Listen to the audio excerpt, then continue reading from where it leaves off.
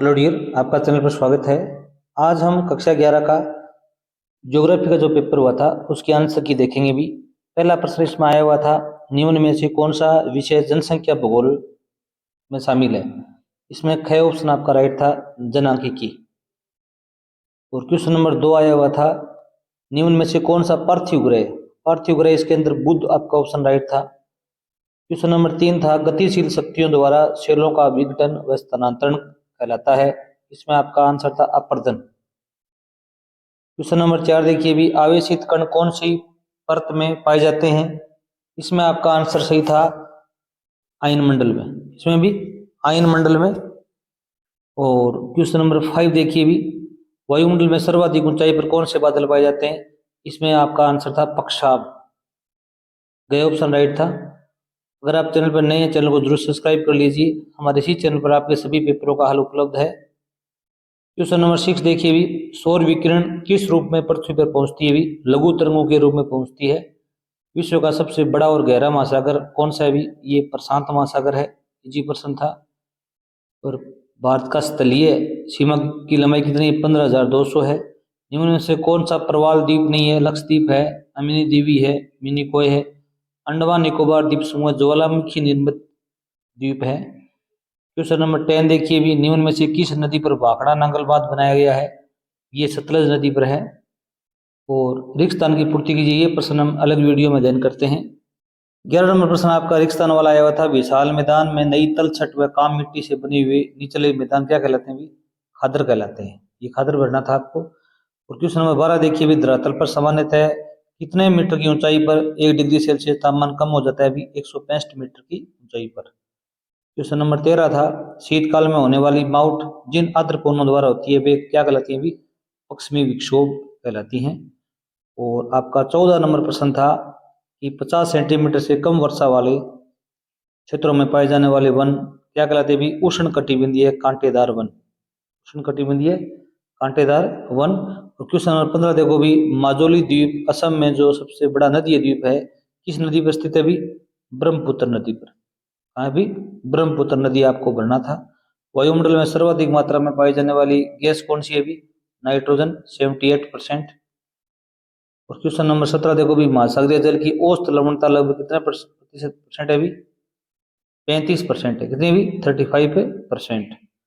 और question number 18 देखिए भी, भारत की मुख्य जलवायु किस प्रकार की है। आप बताएंगे इसका उष्ण कटिबंधीय मानसूनी जलवायु। और क्वेश्चन नंबर 19 देखो भी, भूगोल के किसी एक अध्ययन क्षेत्र का नाम बताइए। इसमें आप भौतिक भूगोल बता सकते थे। क्वेश्चन नंबर 20 देखिए भी, अपक्षय क्या चीज है भी। अपक्षय को अंग्रेजी में कहते हैं वेदरिंग।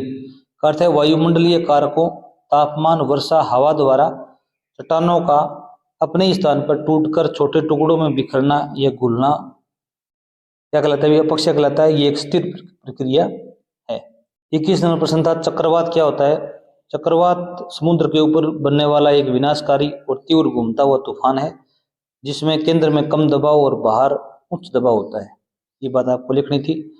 डेल्टा किसे कहते हैं भी, डेल्टा नदी के मुहाने पर बनने वाली एक त्रिभुजाकार या पंखे के आकार की बुआ करती है। जब नदी किसी समुद्र, महासागर या झील में गिरती है तो उसकी गति धीमी हो जाती है और वह अपने साथ लाई गई मिट्टी, रेत, अवसाद को वहां जमा कर देती है। यह निक्षेपण उपजाऊ मैदानी क्षेत्र बनाता है, जिसे डेल्टा कहा जाता है। और 23 नंबर प्रश्न है, कार्स्ट स्थलाकृति किसे कहते हैं भी। कार्स्ट स्थलाकृति है वो चूना पत्थर, डोलोमाइट या जिप्सम जैसी घुलनशील चट्टानों के भूमिगत जल द्वारा घुलने से बनी एक विशिष्ट आकृति होती है। यह आपको आंसर लिखना था। 24 नंबर प्रश्न देखिए भी, तापमान का व्युत्क्रमण क्या होता है भी।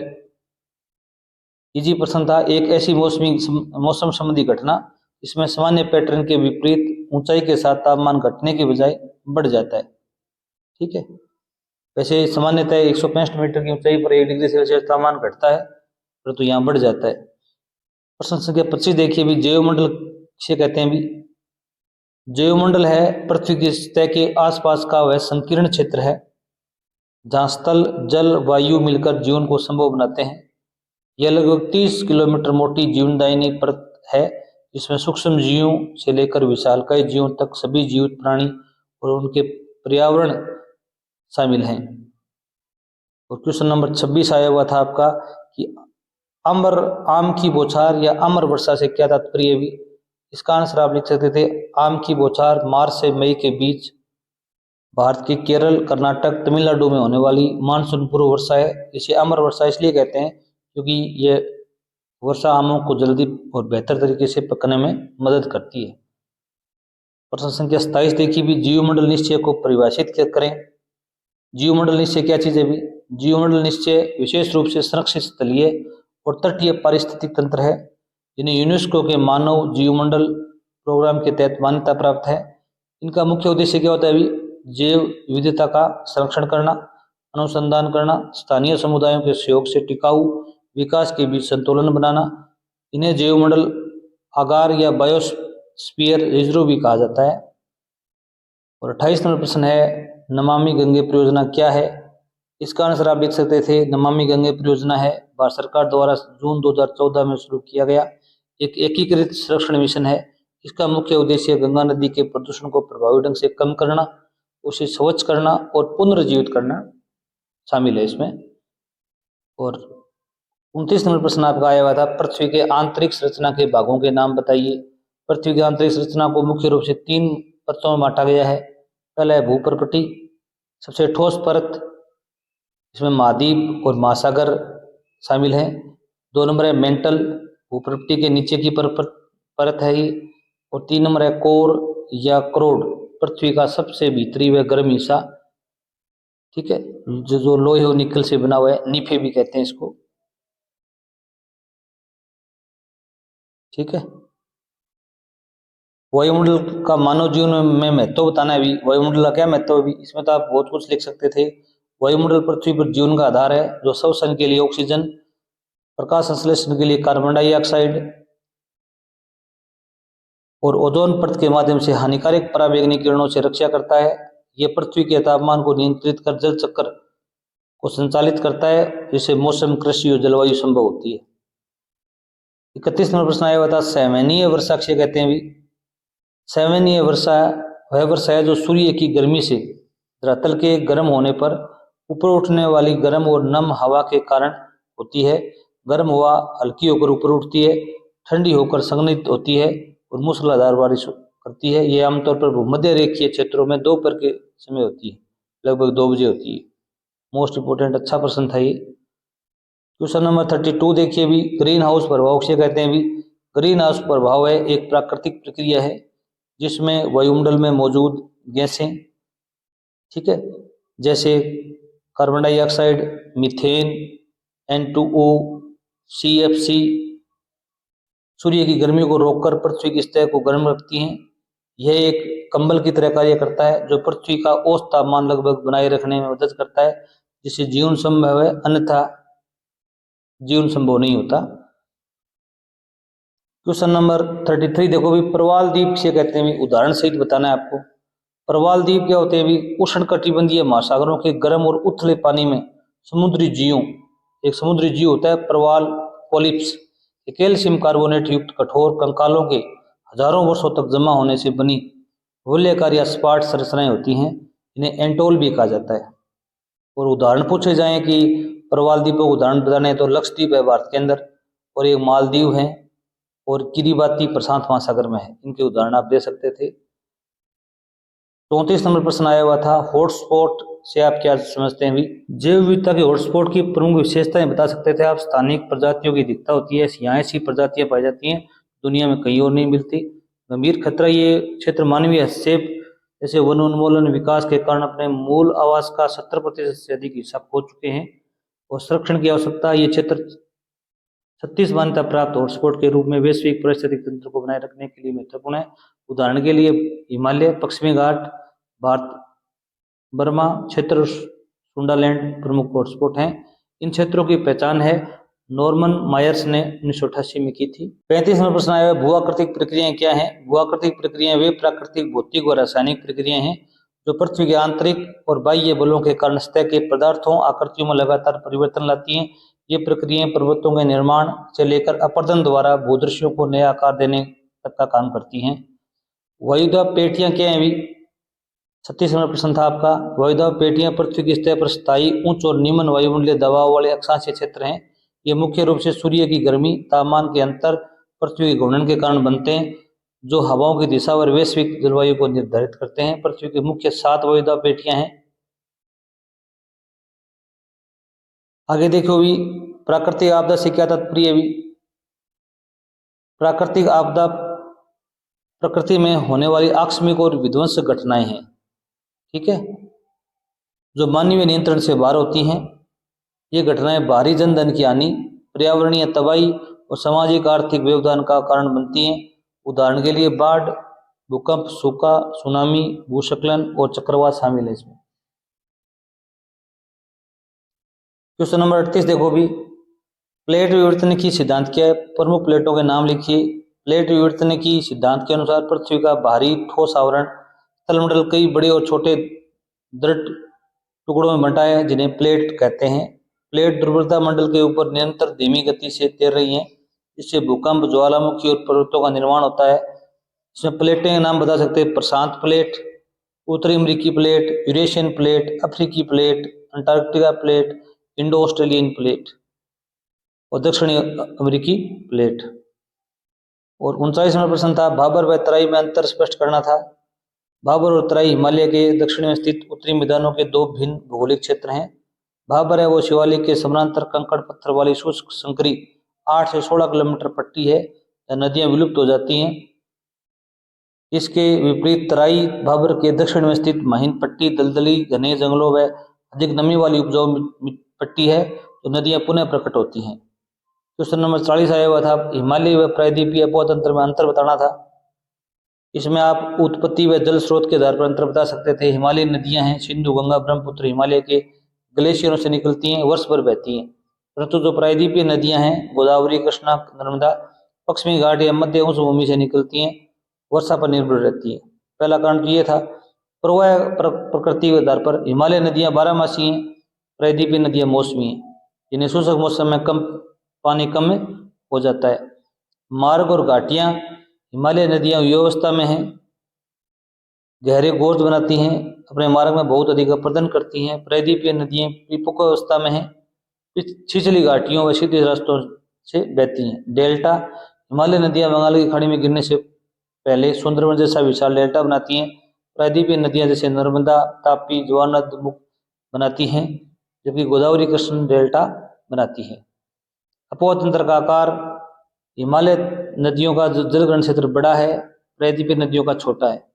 अपवाह प्रणाली कैसी है भी, हिमालय नदियां पूर्ववर्ती हैं, अर्थात हिमालय के उत्थान से पहले बह रही हैं, जबकि प्रायद्वीपीय नदियां अनुवर्ती हैं। 41 नंबर प्रश्न आया था, वायुमंडल की संरचना और वनस्पति के बीच संबंध की व्याख्या कीजिए।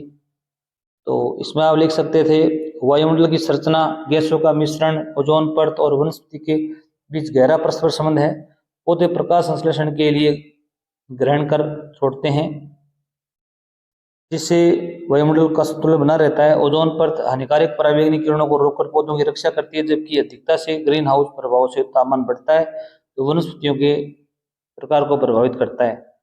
आगे देखो भी, वायुमंडल और वनस्पति के बीच मुख्य संबंध क्या है भी। प्रकाश संश्लेषण और शोषण, वनस्पति वायुमंडल से कार्बन डाइऑक्साइड लेकर प्रकाश संश्लेषण करती है और ऑक्सीजन छोड़ती है, तो वायुमंडलीय गैसों का संतुलन बनाए रखने में महत्वपूर्ण है। ओजोन परत की सुरक्षा भी करती है। समताप मंडल में मौजूद ओजोन परत सूर्य से आने वाली हानिकारक पराबैंगनी किरणों को अवशोषित कर पौधों और जीव जंतुओं के स्वास्थ्य की रक्षा करती है। कार्बन का अवशोषण भी होता है। पौधे और मृदा वातावरण से कार्बन डाइऑक्साइड के एक बड़े हिस्से को अवशोषित करते हैं, जिससे ग्लोबल वार्मिंग कम करने में मदद मिलती है। और जल चक्र वाष्प उत्सर्जन, वनस्पति वायुमंडल में नमी और छोड़ती है, बादल बनते हैं और वर्षा के लिए जिम्मेदार है। तापमान का प्रभाव भी पड़ता है वायुमंडल में, और ग्रीन हाउस गैसों की मात्रा बढ़ने से तापमान में वृद्धि होती है, जो पौधों की वृद्धि और उनके वितरण को सीधे प्रभावित करती है। और 22 नंबर प्रश्न देखो भी, 42 नंबर प्रश्न देखो भी, भारत की जलवायु और वनस्पति के बीच संबंध की व्याख्या कीजिए। भारत की जलवायु है वो उष्णकटिबंधीय मानसूनी है, यहाँ की वनस्पति को सीधे तौर पर निर्धारित करती है, जहाँ वर्षा की मात्रा तापमान के आधार पर सदाबहार से लेकर मरुस्थलीय वनस्पति पाई जाती है। उच्च वर्षा है वो 200 सेंटीमीटर से अधिक वाले क्षेत्रों में सदाबहार वन, मध्यम वर्षा वाले क्षेत्रों में पर्णपाती वन और शुष्क वर्षा वाले क्षेत्रों में कंटीली झाड़ियां पाई जाती हैं जो जलवायु के साथ वनस्पति के गहरे संबंध को दर्शाती हैं। यहाँ पर कुछ संबंध दिखाए गए हैं।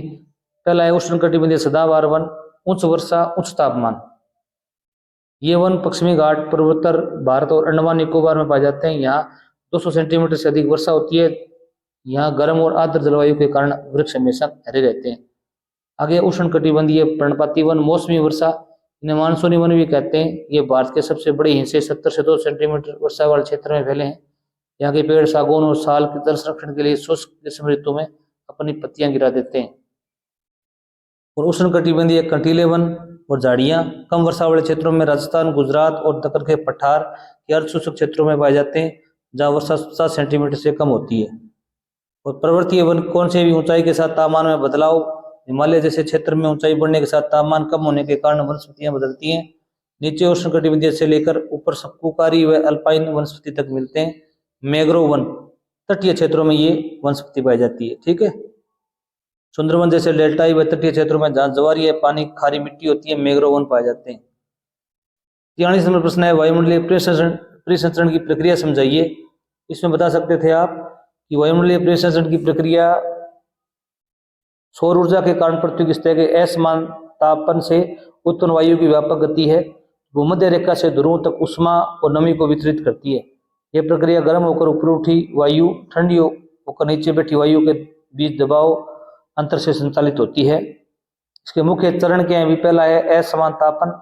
सूर्य की किरणें भूमध्य रेखा पर सीधी पड़ती है जिससे अब वहां की हवा गर्म होकर ऊपर उठती है और निम्न दाब, जबकि ध्रुवों पर हवा ठंडी होकर नीचे बैठती है। वायुदाब में अंतर, गर्म हवा ऊपर उठकर ध्रुवों की तरफ चलती है और ठंडी हवा ध्रुवों से भूमध्य रेखा की ओर चलती है।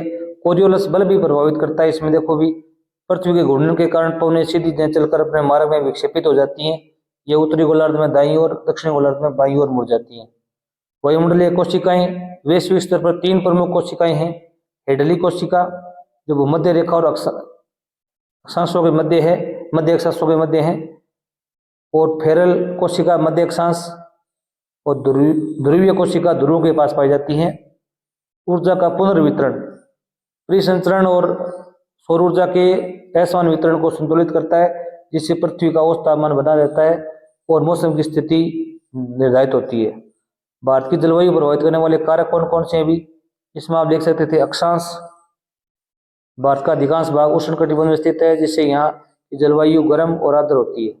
हिमालय पर्वत उत्तर में एक प्राकृतिक अवरोधक के रूप में कार्य करता है जो ठंडी हवाओं को रोकता है और भारत को शीतल बनाता है। समुद्र भी प्रभावित करता है, मानसून भी प्रभावित करता है, भूमि की ऊंचाई भी प्रभावित करती है।